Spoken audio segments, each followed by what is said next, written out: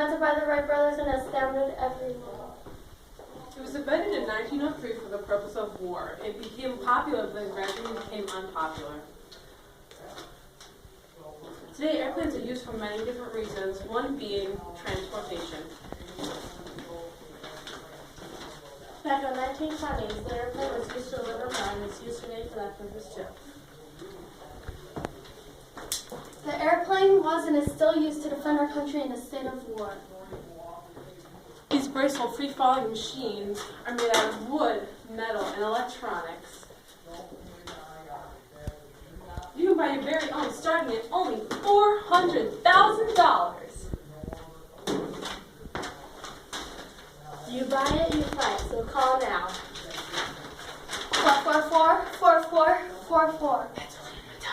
I mean 1-800-777-7777.